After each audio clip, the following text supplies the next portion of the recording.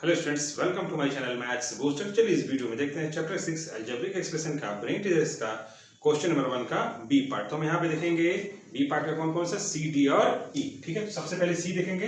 The perimeter of A triangle is इतना। ठीक है, एक आपके पास ट्रायंगल दिया हुआ है जिसका पेरीमीटर कितना दिया हुआ है, इतना आपको दिया हुआ है। ठीक है, one of the sides is of length इतना यूनिट्स। ठीक है, और इसका एक लेंथ इतना दिया हुआ है, ये वाला लेंथ यहाँ पे दिया हुआ है। ठीक है, एंड अनदर साइड इज इतना यूनिट्स। ठीक है, और दूसरा वाला साइड कितना है, इतना यूनिट है। ठीक है, फिर क्या बोलता है, find the length of the third side. यानी कि एक ट्रायंगल है और उसका पेरीमीटर आपको दिया है, ये साइड दिया है, ये साइड दिया है, ये वाला साइड आपको यहाँ पे फाइंड आउट करना है। ठीक है स्टूडेंट्स, कोई भी एक साइड यहाँ पे मिसिंग हो सकता है, तो मैंने इसको यहाँ पे मिसिंग कर दिया है। ठीक है, तो हम यहाँ पे क्या करेंगे, थर्ड साइड सिंपल सा आप समझिए। जैसे मेरे पास एक ट्रायंगल है, ठीक है, हमने बोला इसका पेरीमीटर कितना है, 10 सेंटीमीटर है मान लीजिए। ठीक है, हमने बोला ये 2 है और ये 4 है, तो ये थर्ड साइड आप बताइए कितना होगा। तो आप सिंपली क्या करेंगे, हमको इसका पेरीमीटर मतलब क्या होता है, sum of the all sides of a given figure. ठीक है, ये आपको यहाँ पे फिगर दिया हुआ है और इसका सबका आप सम करेंगे तो आपको पेरीमीटर मिल जाता है।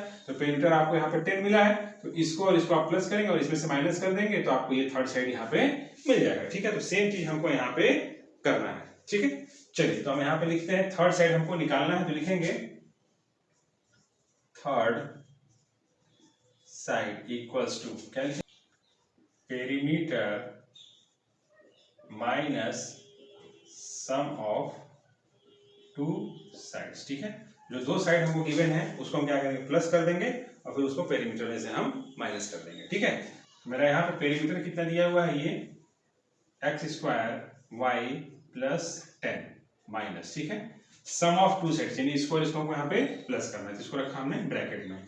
तो एक्स स्क्वायर वाई माइनस 4 और plus 3 minus 2 x square y. ठीक है, ये हमने यहाँ पे लिख दिया। यानी कि थर्ड साइड निकालने के लिए हमको पेरीमीटर में से माइनस करेगा सम ऑफ टू साइड्स, इन दोनों को प्लस करेंगे और फिर पेरीमीटर से माइनस करेंगे। ठीक है, अब आगे हम करेंगे x square y plus 10 minus. ठीक है, अब हम इसको यहाँ पे सॉल्व करेंगे, तो ये और ये देखिए यहाँ पे क्या है, लाइक टर्म यहाँ पे। ठीक है, अब हम क्या करें, इसको सॉल्व करेंगे तो कितना, यहाँ देखिए माइनस और यहाँ पे है प्लस, तो 2 में से यहाँ पे यहाँ कुछ नहीं तो 1 है, तो 1 जाएगा तो क्या बचेगा, माइनस एक्स स्क्वायर वाई यहाँ पे मेरा बचेगा। ठीक है, यहाँ देखिए इस माइनस के पास क्या है, 2 है, यानी ग्रेटर वैल्यू है, इसी का साइन यहाँ पे लगेगा। ठीक है, अब यहाँ पे हम इन दोनों को सॉल्व कर लेंगे, कितना हो जाएगा, -4 + 3, तो कितना हो जाएगा, -1 मेरा यहाँ पे होगा। ठीक है, हमने इसको यहाँ पे सॉल्व कर दिया। ठीक, अब आगे एक्स स्क्वायर वाई प्लस 10, अब यहाँ पे माइनस है तो इसका भी साइन चेंज होगा और इसका भी साइन चेंज होगा, तो इसका क्या हो जाएगा, प्लस एक्स स्क्वायर वाई और इसका हो जाएगा +1 यहाँ पे होगा। ठीक है, अब फिर से देखिए हमको लाइक टर्म्स ये और ये यहाँ पे मिल गए, तो अब हम इन दोनों क्या करेंगे, यहाँ पे प्लस करेंगे। इसके पास 1 है और इसके पास 1 है, तो कितना हो जाएगा, 2x स्क्वायर वाई हो जाएगा और इसको हम यहाँ पे प्लस कर देंगे, तो कितना हो जाएगा, +11 हो जाएगा।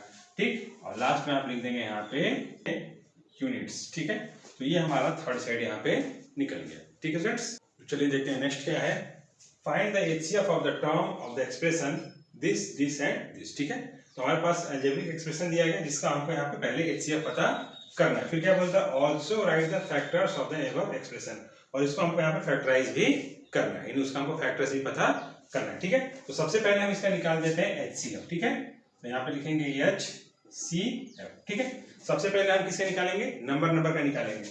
2 है, 4 है, 16 है, तो निकाल देते हैं यहाँ पे, 2 है, 4 है और 16 है। ठीक है, तो ऐसा कोई नंबर है तीनों को डिवाइड कर सकता है, तो बिल्कुल है, कौन सा है, 2 1 जा 2, 2 2 जा 4 और 2 8 जा 16।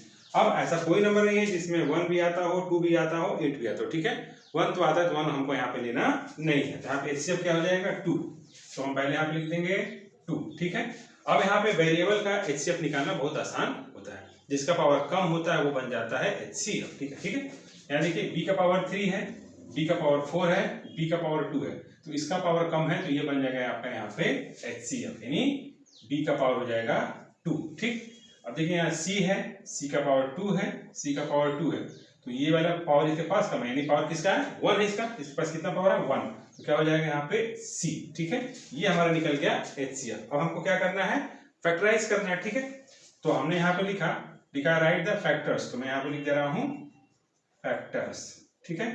अब मैंने इसको लिखा 2b²c, ठीक, यहाँ हमने लगाया ब्रैकेट, ठीक। अब हमको क्या करना है, ये जो हमारा HCF आया है इसको क्या करना है, इससे डिवाइड करना है, ठीक है।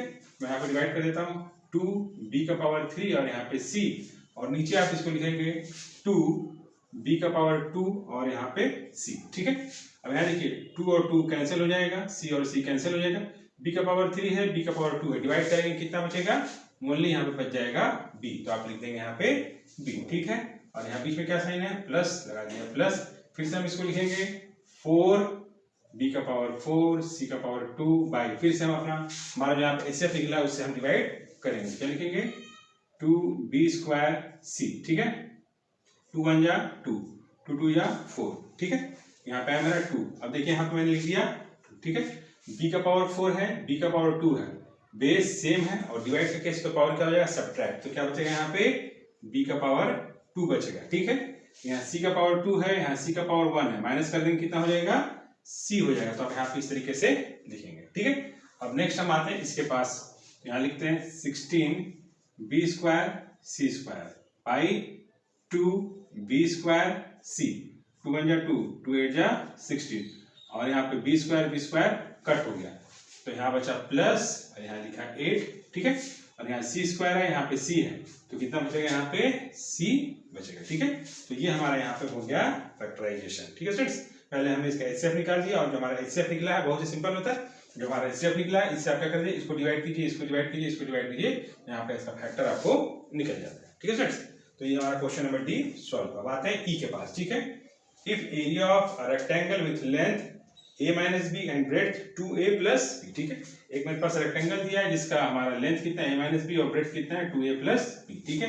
Is the same as the algebraic expression इतना, ठीक है। यानी कि जब हम इस रेक्टेंगल के एरिया निकालेंगे और ये वाला जो मेरे को अलजेब्रिक एक्सप्रेशन दिया है, दोनों का वैल्यू क्या है, सेम है, ठीक है।